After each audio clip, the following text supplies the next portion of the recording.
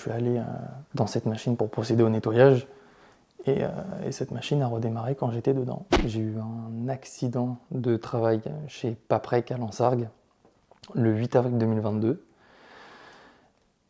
Ce jour-là, je devais à la fin de mon poste inspecter et nettoyer une machine. Cette machine s'appelle l'aspiration sac.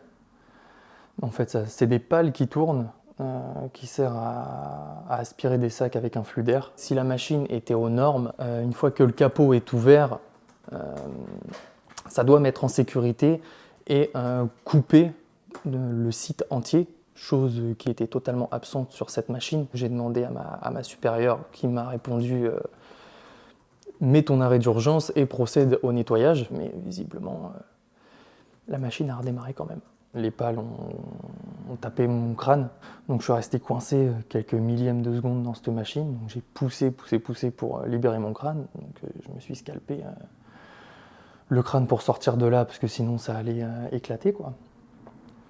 Après, c'est mon bras qui est parti dedans, parce que quand je poussais et que tout mon cuir chevelu s'est arraché, c'est mon bras gauche qui est parti dedans. Donc là, j'ai pris mon Toki, j'ai appelé à l'aide. En tout cas, la machine s'est arrêtée. Mais j'étais bloqué par le bras à l'intérieur. J'ai remis comme je pouvais ce qui tenait sur mon crâne. Là, on m'a dit qu'on avait appelé les pompiers, donc que les pompiers allaient arriver. Mais vu que je savais que j'allais pas tenir longtemps, vu le sang que je perdais, j'ai demandé à un de mes collègues d'aller chercher ce qu'il fallait pour moi me sortir de là. Donc on a commencé avec un pied de biche, ça n'a pas fonctionné, jusqu'à ce que je lui demande d'autres outils pour éventuellement m'amputer. Et au moment où j'allais le faire, j'ai entendu les pompiers au loin, donc là j'ai tout laissé tomber. À partir de ce moment-là, je me suis senti très légèrement soulagé du fait que des professionnels soient là.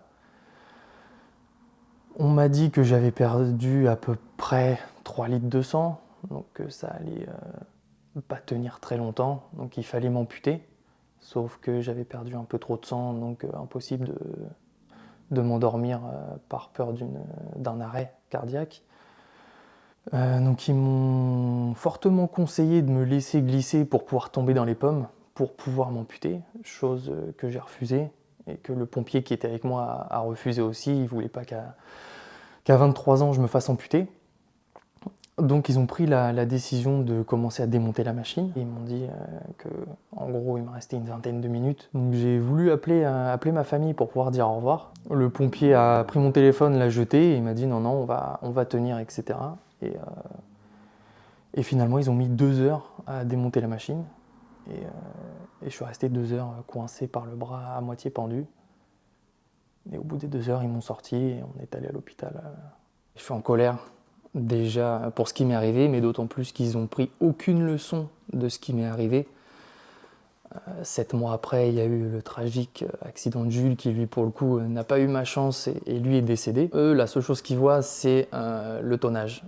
Il faut que ça aille vite, il faut que ça produise, il faut de l'argent. On nous a dit maintes et maintes fois qu'une minute d'arrêt équivaut à 35 €, donc il faut pas s'arrêter, quoi. Je tournerai jamais la page, je suis handicapé à vie, j'ai des séquelles à vie, il y a eu des morts. Jamais je pourrai oublier ce genre de choses.